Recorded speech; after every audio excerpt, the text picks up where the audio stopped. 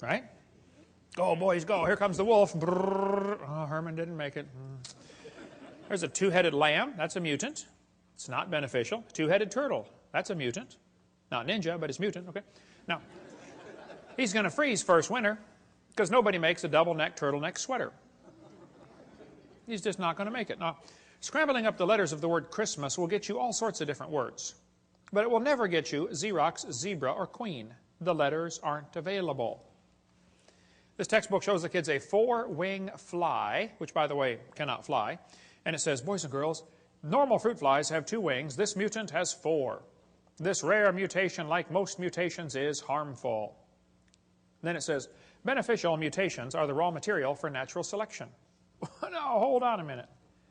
Why don't they show us an example of a beneficial mutation? Why did they tell us about the good ones and not show us a picture of a good one?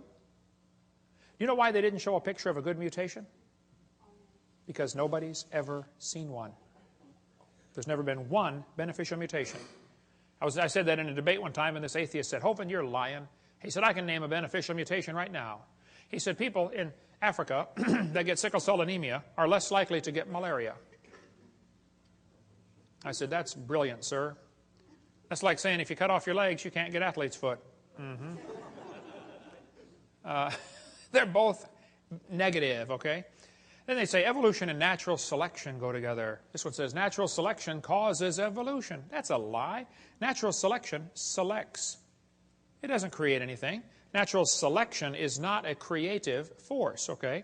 Natural selection may be a stabilizing force, but it is not a creative force. Anybody with half a brain can figure that out. Natural selection cannot create any properties. It can only select.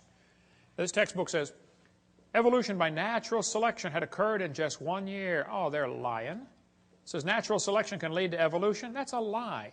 Natural selection selects. It doesn't create a thing. If you worked in a factory that made cars, how far is the Saturn plant from here? Pretty close, isn't it? How many of you work? Anybody here work in the Saturn plant? Okay.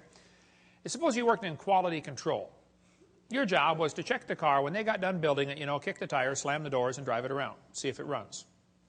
If you caught every single mistake, they don't, by the way, but if you did, okay, how long would it take that quality control process to change the car to an airplane? You say, Hovind, quality control can't change it to something else. Oh, I know. Only design engineers can change it. And God's natural selection is a quality control that will never change it to a different animal. It'll just make sure you get a good animal, that's all. They keep talking about survival of the fittest. Well, I agree, but that doesn't explain arrival of the fittest. And even survival of the fittest is pretty shaky. It's what's called a tautology, a sentence that means nothing. I'll show you. If you say, Professor, why did it survive? He'll say, oh, because it's the fittest. Survival of the fittest. How do you know it's the fittest? Because it survived. How else can you tell? Oh, I see. Look, if a whale goes through a school of fish and eats 80% of them, it's not survival of the fittest. It's actually survival of the luckiest. That's what's really going on out there. But some of these scientists have the ability to make amazing observations and still come to the wrong conclusion. One day a bunch of scientists were going to see how far a frog could jump. They put the big old frog down there and said, jump, frog, jump. That frog jumped 80 inches. They brought the frog back, cut off one leg. Said, jump, frog, jump. He only jumped 70. They brought him back, cut off another leg. Said, jump, frog, jump. He went 60. They brought him back, cut off another leg. Said, jump, frog, jump. He jumped 50 inches. They brought the frog back, cut off his last leg, and said, jump, frog, jump. They expected he might go maybe, 40 based on the data. Actual jump was 0. The frog didn't move. They yelled louder, jump, frog. The frog never moved. The scientists were baffled. They tried the experiment again. New frog.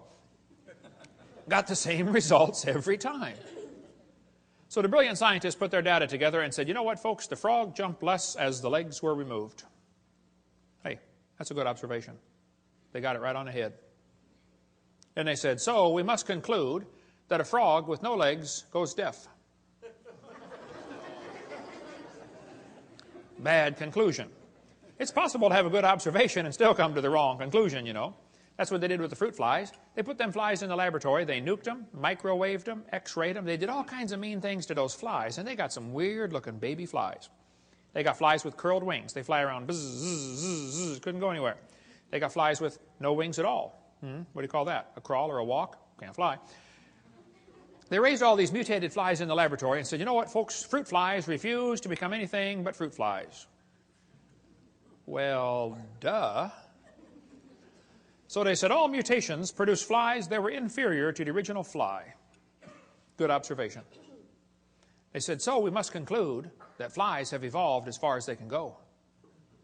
Oh, bad conclusion. You know, maybe you could conclude that God made them right to begin with, and all you're doing is messing them up in your laboratory. They were doing fine till you guys got a hold of them. Yeah. And they say evolution's as fit as ever. Yep, fruit flies in the north have wings 4% larger than flies in the south. Well, that proves something to somebody somewhere, I'm sure. But it's still a fly, okay? Then they tell the kids, the peppered moth is proof for evolution. They counted the moths on the trees and found it was 95% light colored and 5% black. Then they burned coal in the factories and the trees turned black. And they counted the moths again. It was only 5% light and 95% black. The problem is the entire story is a lie. They glued dead moths to the tree to take that picture for your kid's textbook. It's right here. Where's this book used at, brother? It's not used anymore. Peppered moth. It's still in the new books, though. Evidence for evolution. Those are dead moths glued on a tree because after 40 years of watching, they found a grand total of 2 moths on the trees. 2 out of, let's see, what's 95% of 2? Wow. I have to do some figuring on that one. They still keep it in the textbooks, though, as evidence for evolution. What's the Tulsa Zoo doing, having a peppered moth display? I mean, this is a zoo, for heaven's sake. Why do they push evolution in a zoo? Get the book Icons of Evolution if you want a whole lot more on the history of this peppered moth idea. But they tell the kids, we're going to learn to think critically. Boys and girls, do you think humans are still evolving? What kind of question is that? That's one of those questions like, have you stopped beating your wife yet?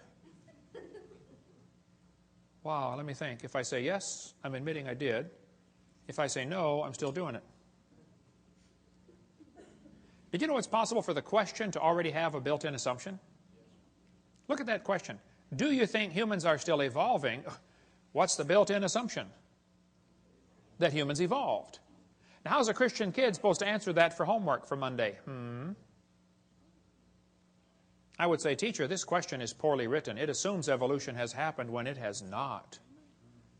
It's like asking the question, you know, why are elephants orange? Boy, no, there's a tough one. Why are they orange anyway? They're not orange?